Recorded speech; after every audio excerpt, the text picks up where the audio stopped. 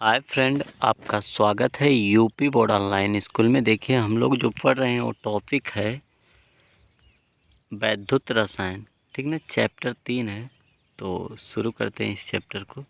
इस बात को आपको बहुत अच्छे से ध्यान देना है कि ये चैप्टर जो आप पढ़ेंगे तो इसमें से बहुत ही इंपॉर्टेंट क्वेश्चन आपके एग्ज़ाम में आते हैं। ठीक ना, और पहली बार देख रहे हैं तब भी इसको जानिए। वैद्युत रसायन क्या होता है? इलेक्ट्रोकेमिस्ट्री। वैद्युत रसायन होता है रसायन विज्ञान की वह शाखा जिसके अंतर्गत विद्युत एवं रसायन के बीच परस्पर संबंधों एवं उनमें होने वाले परिवर्तनों का अध्ययन किया जाता है। ठीक ना, और उसे क्या कहते हैं? वैद्युत रसायन कहते हैं। यानी आपको रसायन विज्ञान की वह शाखा मिलेगी जिसमें विद्युत तथा रसायन के बीच क्या मिलेंगे? कुछ संबंध मिलेंगे और कुछ अपक्रिया। ठीक ना, तो उसे क्या कहेंगे? वैद्युत रसायन। तो देखिए, सेल आप देखते होंगे सेल की सहायता से क्या क्या हो जाता है। तो देखिए, सेल क्या होता है? सेल वह निकाय है, आपको परिभाषा बोर्ड एग्जाम में पूछता है। सेल वह निकाय है जिसमें, ठीक ना, जिसमें दो इलेक्ट्रोड एक ही विलयन में या भिन्न भिन्न विलयन में डूबे रहते हैं। ठीक ना, दो इलेक्ट्रोड जो रहते हैं एक ही विलयन या दो विलयन में डूबे रहते हैं। ठीक ना, अभी उसी के आधार पे देखिए इधर। अब विद्युत अपघटनी सेल, कौन सा सेल? विद्युत अपघटनी सेल। ठीक ना, अब देखिए इसमें क्या पढ़ेंगे? वह सेल जिसके द्वारा विद्युत ऊर्जा को रासायनिक ऊर्जा में बदला जाता है उसे विद्युत अपघटनी सेल कहते हैं। ठीक ना, वैद्युत ऊर्जा किस में बदला जाता है? रासायनिक ऊर्जा में, उसे विद्युत अपघटनी सेल कहते हैं। ठीक, और एक सेल और देख लीजिए, एक है हमारा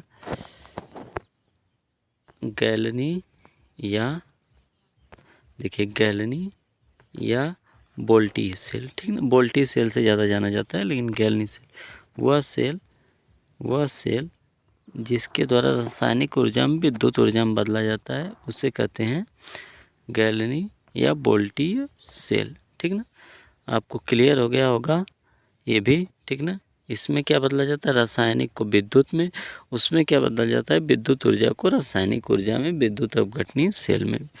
ठीक ना, विद्युत अपघटनी सेल है तो उसमें विद्युत पहले आएगा। ये वोल्टेज सेल है तो इसमें रासायनिक ऊर्जा पहले आएगी, विद्युत ऊर्जा बाद में आएगी। ठीक ना, इसको वोल्टेज सेल भी कहते हैं। प्रथम सेल को चार्ज नहीं किया जाता है परंतु गौण सेल को चार्ज कर सकते हैं। ठीक ना, यानी जो प्राथमिक सेल हैं उनको चार्ज नहीं किया जा सकता है। ठीक ना, आपको ये पता होना चाहिए। और जो द्वितीयक सेल हैं उनको चार्ज किया जा सकता है। ठीक, इलेक्ट्रोड किसे कहते हैं? तो देखिए, इलेक्ट्रोड किसे कहते हैं? इलेक्ट्रोड कहा जाता है, इलेक्ट्रोड जब किसी सुचालक में धात्विक छड़ उससे संबंधित विलयन में डुबाया जाता है तो उसे इलेक्ट्रोड कहते हैं। ठीक ना, देखिए ये जैसे कोई विलयन है, इसमें जो ये राड डुबोई गई है इसे कहा जाता है इलेक्ट्रोड। ठीक ना, देखिए यहाँ पे यह एक कोई विलयन, ठीक ना, इसके अंदर कोई विलयन ले लेते हैं इस तरह।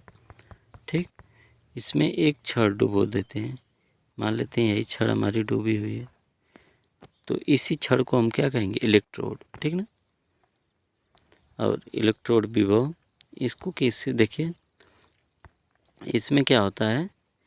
इलेक्ट्रोड विभव में क्या होता है? वह विभव जो किसी सुचालक या धात्विक छड़ या उससे संबंधित विलयन में डुबोने पर छड़ और विलयन के बीच उत्पन्न होता है उसे इलेक्ट्रोड विभव कहते हैं। ठीक ना, तो देखिए इसको हम क्लियर कर देते हैं एकदम। ठीक ना, देखिए ये विभव है ना, तो इसको